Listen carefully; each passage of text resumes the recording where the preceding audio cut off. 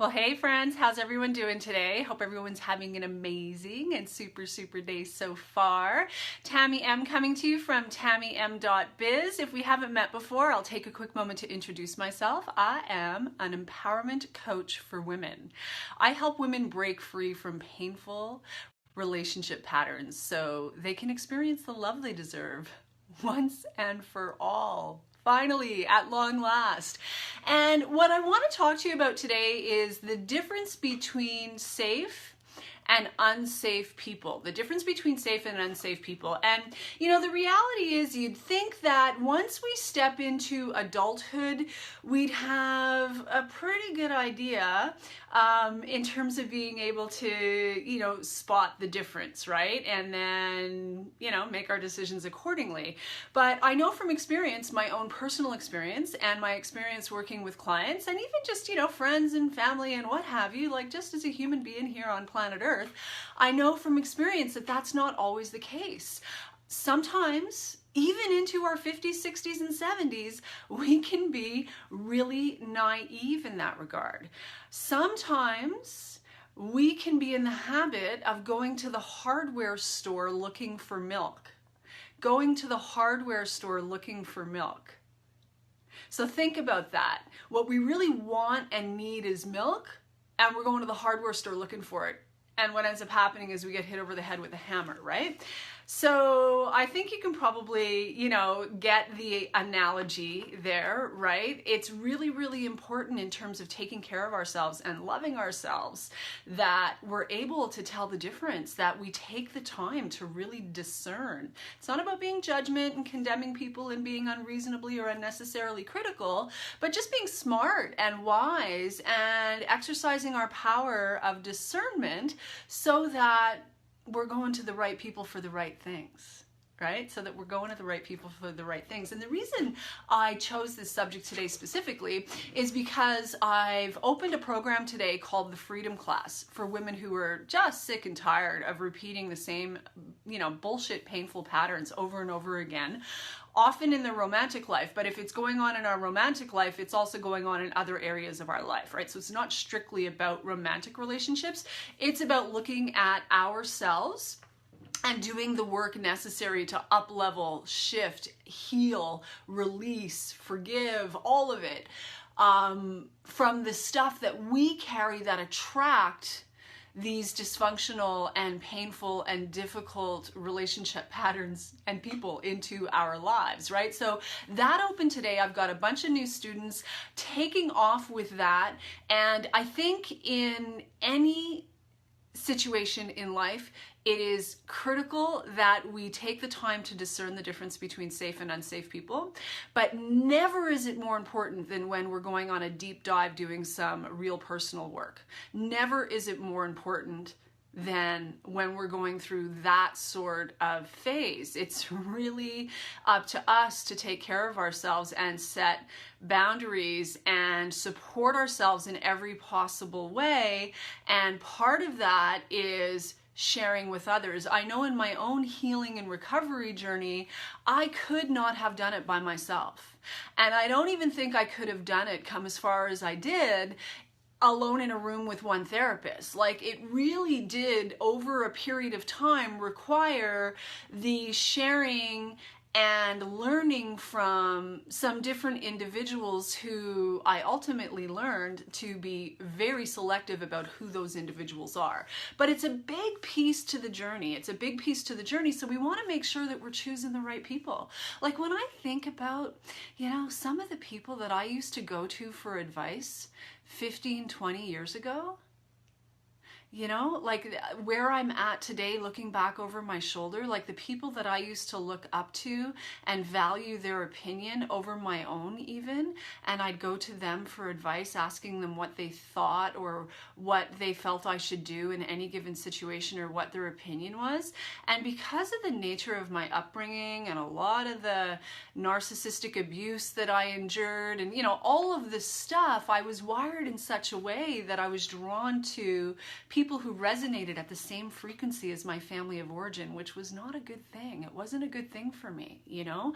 Ultimately, I learned to become far more discerning about who I go to and who I share with. We don't want to be like all or nothing. It's not healthy to just put up the walls and close the door and we don't share with anybody.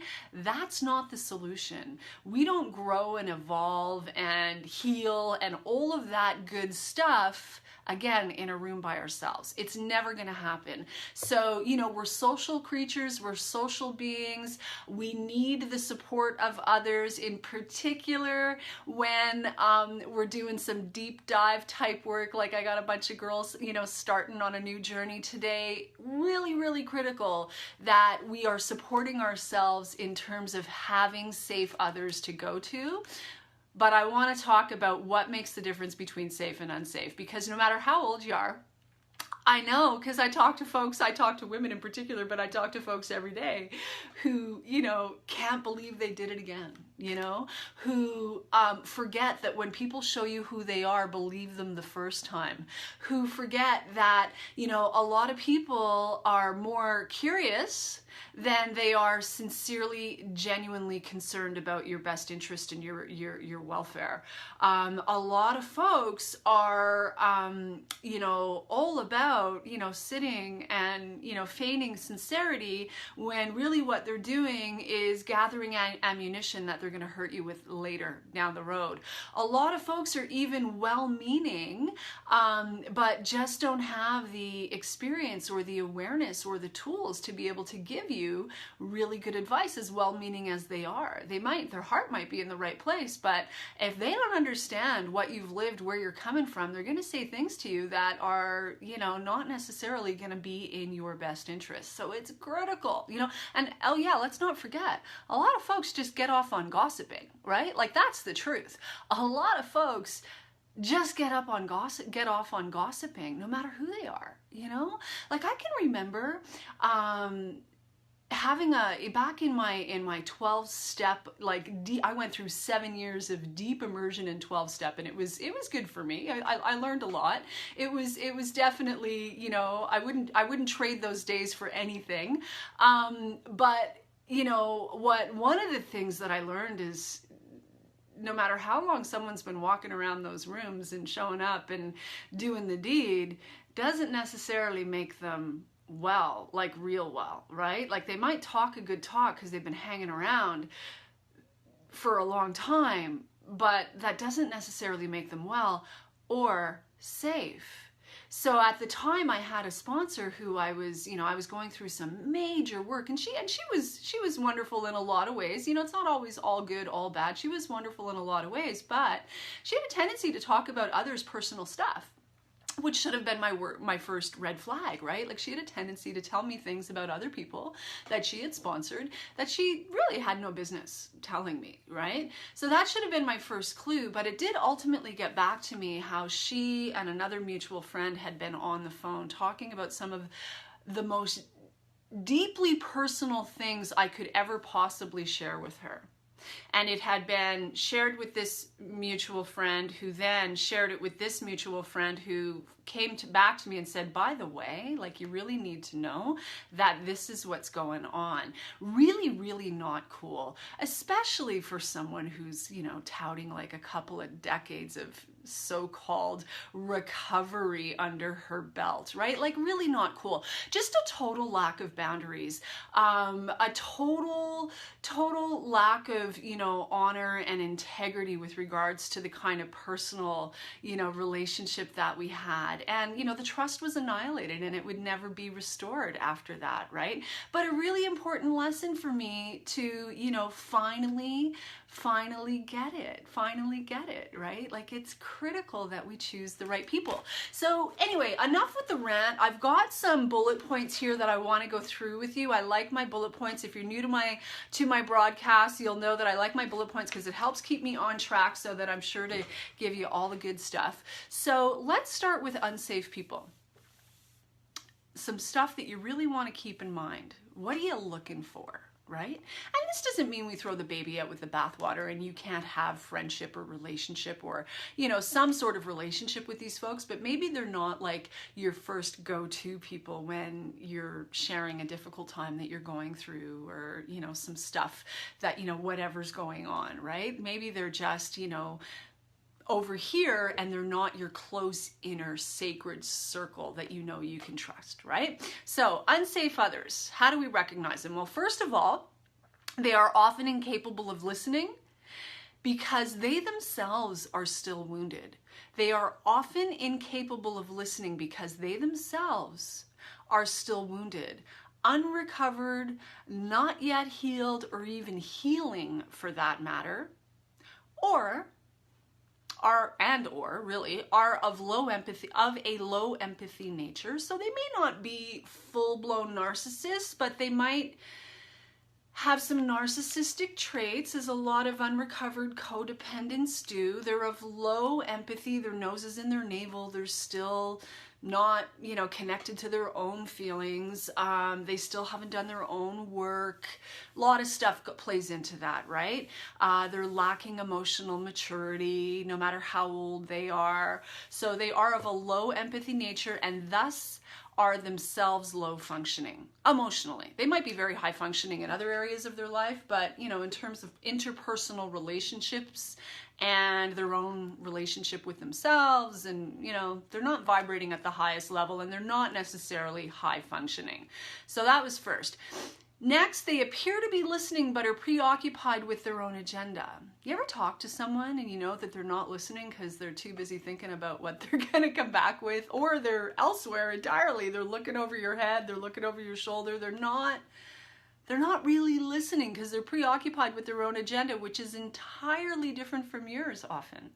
They're preoccupied with their own agenda which is entirely different than yours, often meaning you're coming to get some support and relief and just, you know, maybe even to be, you know, validated, which, you know, most people need sometimes. It doesn't mean that we tell people we enable them, but sometimes people just need to be validated, like, wow, that's got to be really hard for you, or wow, that must have really hurt, or wow, how disappointing. Whatever it is, we're not necessarily coming to folks, especially us girls, right, to have you fix it, but just in terms of like a safe place to, you know, share and unload and you know, a sounding board, right?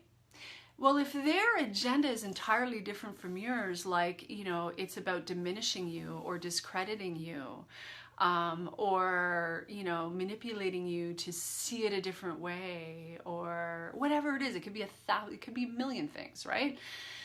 They're not necessarily the safest people to bring our stuff to, our personal pain, our challenges, our stuff to. They immediately try to rush in and give you advice or attempt to fix you or the situation at hand. So if you have a person that you go to for advice or wise counsel, or, you know, a friend that you share with, and their immediate reaction is to rush in and try to fix you or the situation, or give you advice, you need to do this, you should do that, you need to do this, you should do that, as opposed to just holding space for you, that's a red flag. That's not necessarily the safest person for you to be going to. They judge, criticize, diminish, and or invalidate your feelings. They judge, criticize, diminish, and or invalidate your feelings. Oh, well, you shouldn't feel that way. You shouldn't feel that way.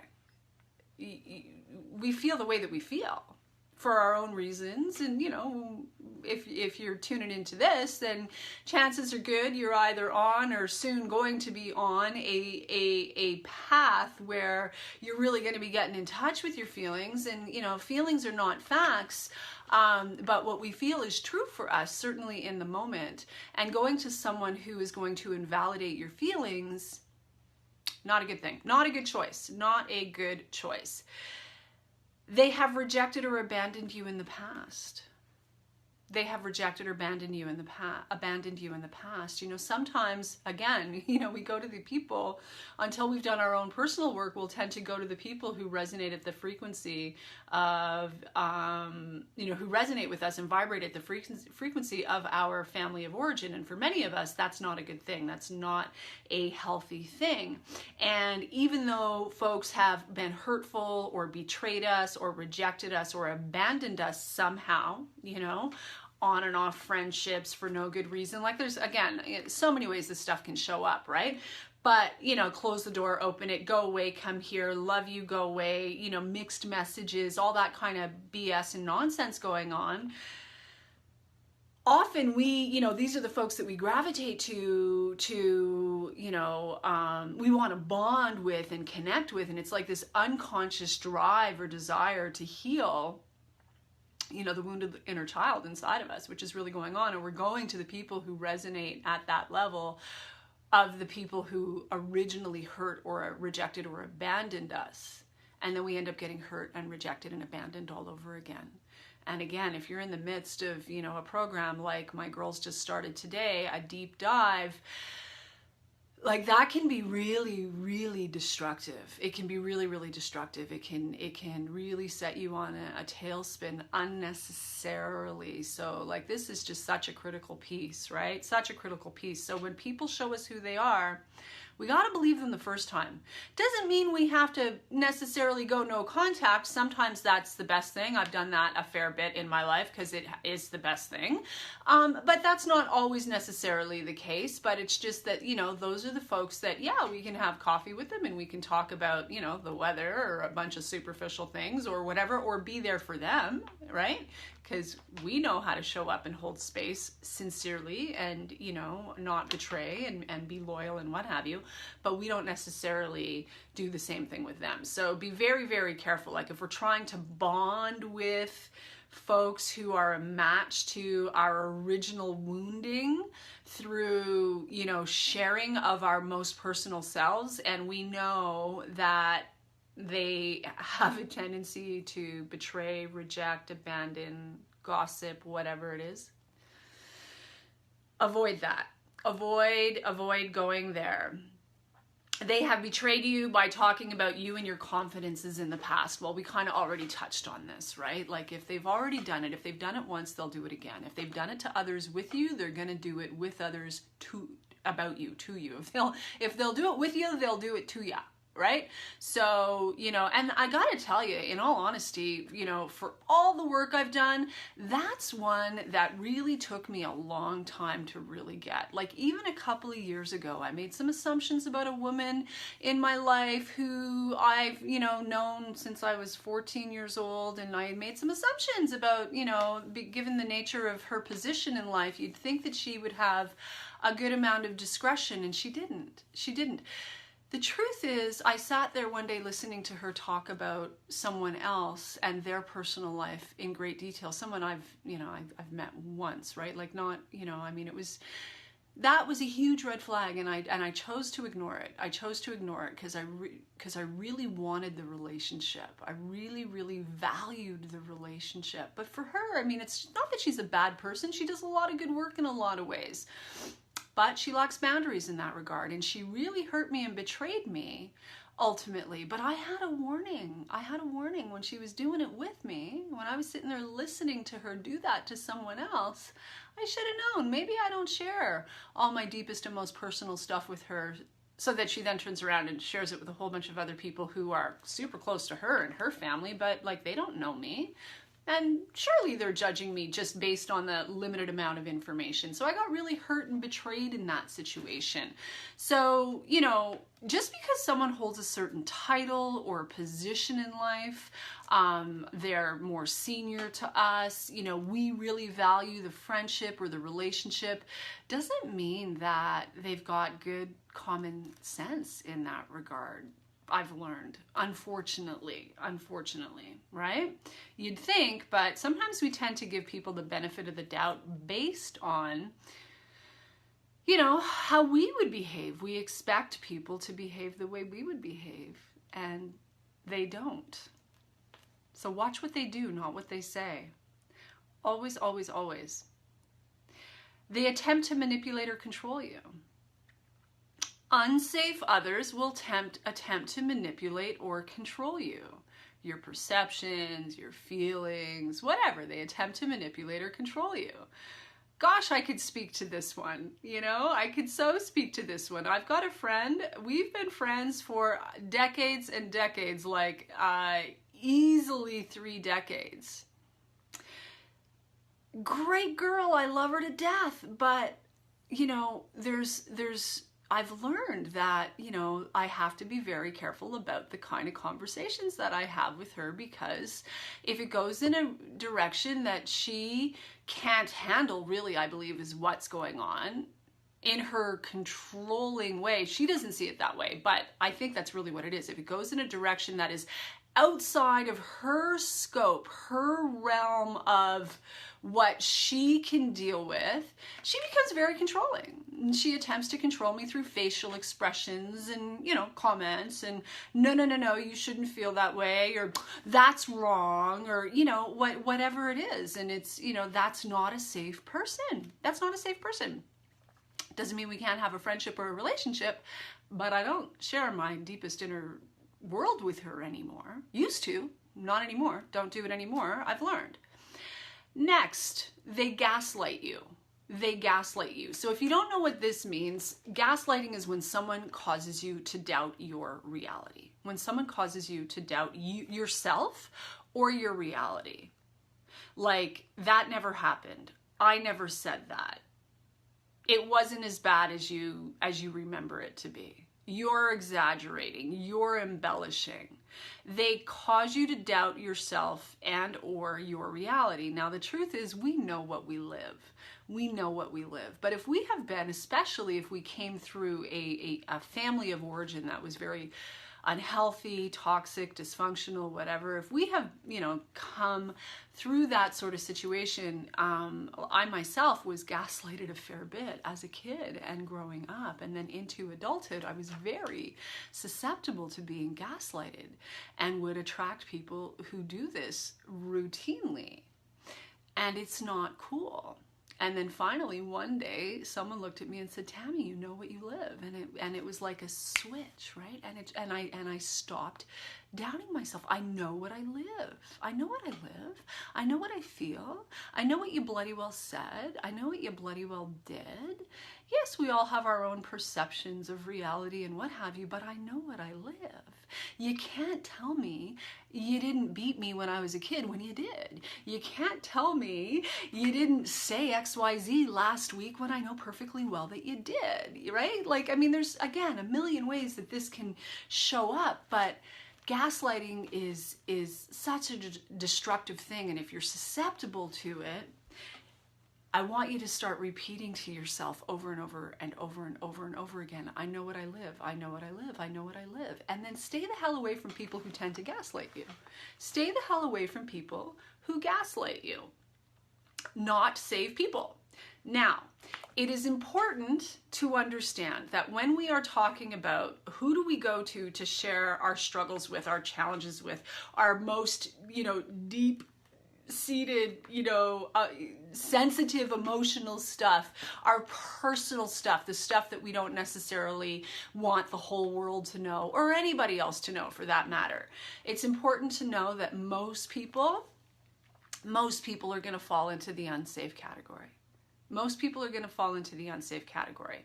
Now, if we're willing to open our eyes and tell ourselves the truth and stop with the wounded child behavior of trying to bond to, you know, whoever we can, in particular those people that we're drawn to until we do our personal work, our personal healing work, and those are the people that resonate with the vibration of our family of origin, the people who originally hurt us. And they're not about blame, guys. I mean, hurt people hurt people. You know, we grew up in dysfunctional families because they grew up in dysfunctional families, and more often than not even worse, right?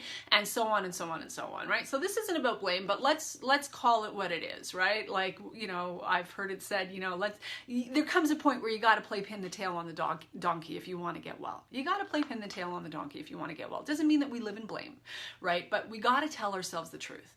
And we've got to tell ourselves the truth about what we're seeing. What are we seeing in terms of people's behavior? Are they betraying other people's confidences with you? Do they have a tendency to talk about whoever happens to not be in the room at the time? Is their modus operandi to criticize, diminish, you know, look down their nose, talk poorly about whoever, you know, happens to come to mind at the time?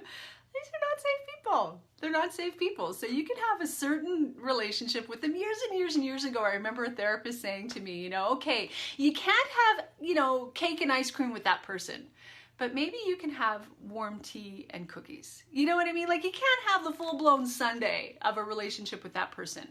Doesn't mean you can't have a cup of tea with them. It's just about, you know, wise choice. And then sometimes we just want to stay the hell away from them because they're that low functioning. So depending on what kind of, you know, destruction they're bringing to the table, sometimes we do want to stay entirely away from them. It's individual choice. And I've learned that the more awake I choose to be and just tell myself the truth about what I see and pay attention, stop putting my head in the sand and living in denial and, you know, telling myself what I want to hear, right? The more I just, you know, eyes wide open, paying attention, note to self, you've shown me who you are.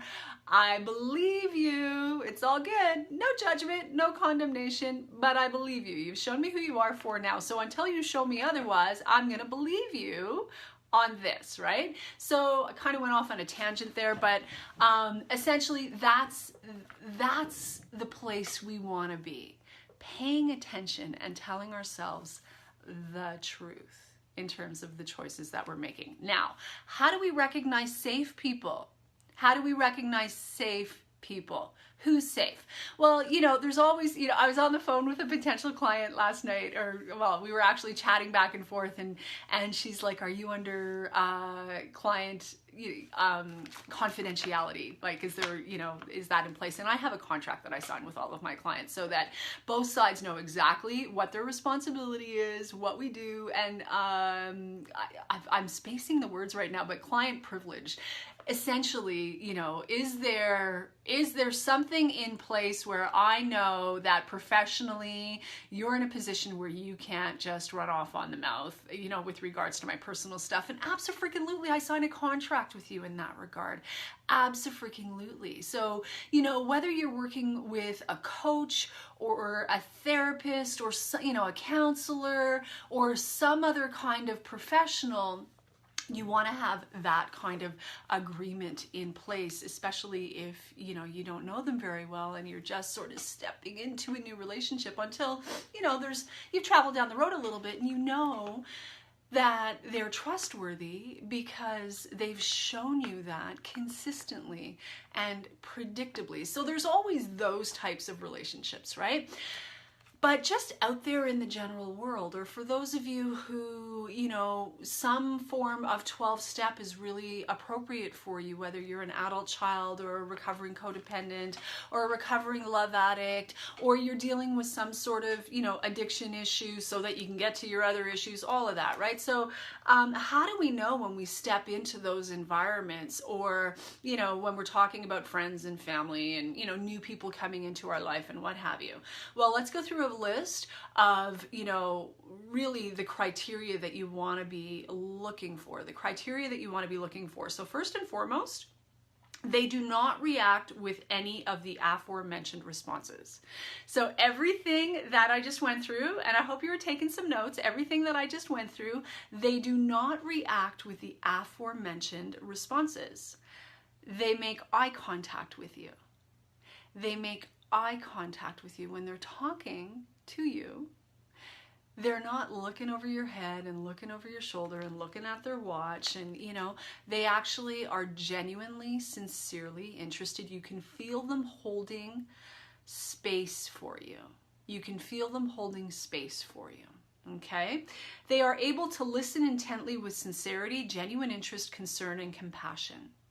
They are able to listen intently, sincerity, with genuine interest, concern, and compassion. They're not rolling their eyes, you know, clearly judging you, waiting for you to stop talking so they can then jump in, busy thinking about what they're going to say.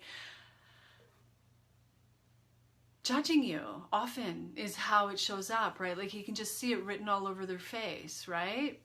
They're not doing any of that stuff. They are supportive and kind. They are supportive and kind.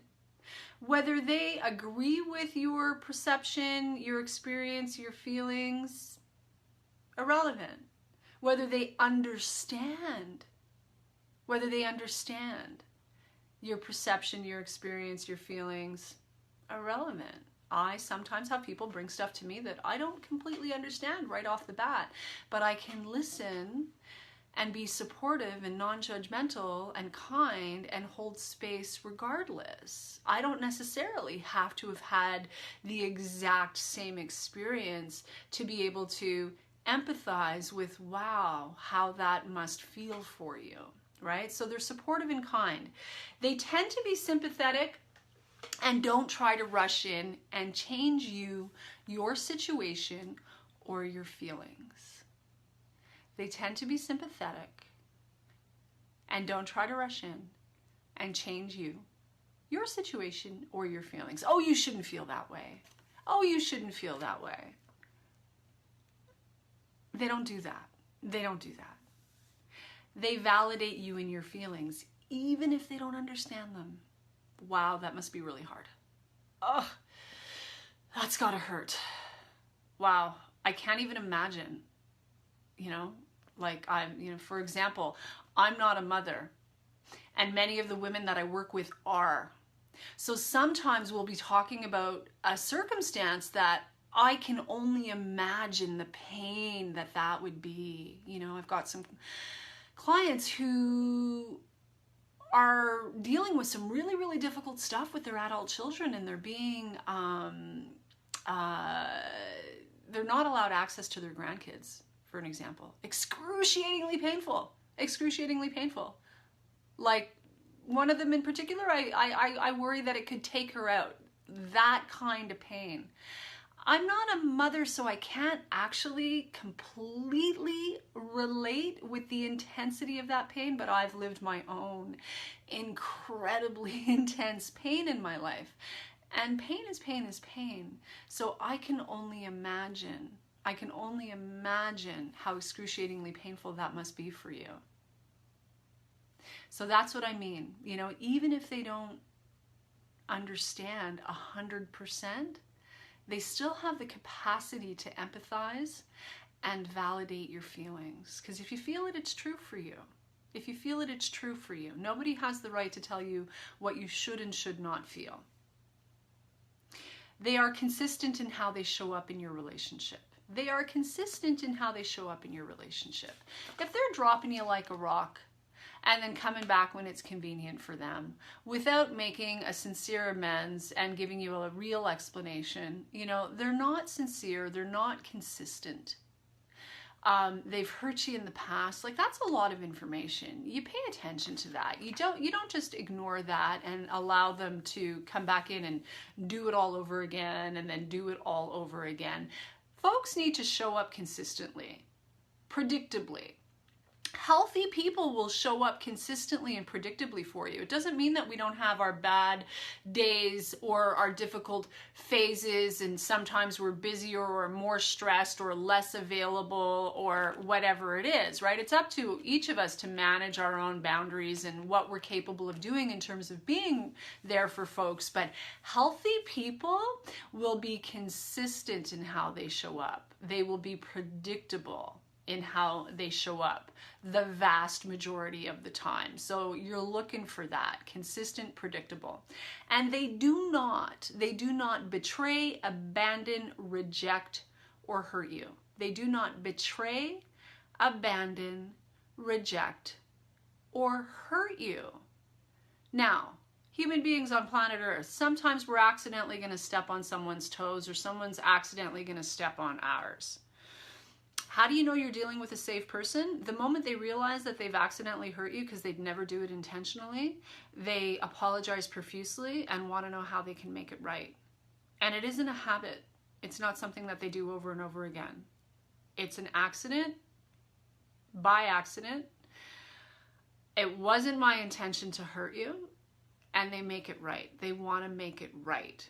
Right? But they don't go around betraying you, abandoning you, rejecting you, hurting you, accepting you some days, rejecting you others, depending on their own personal agenda or where they're at in their highs and lows, like all the bullshit that goes on with unhealthy, toxic people, right?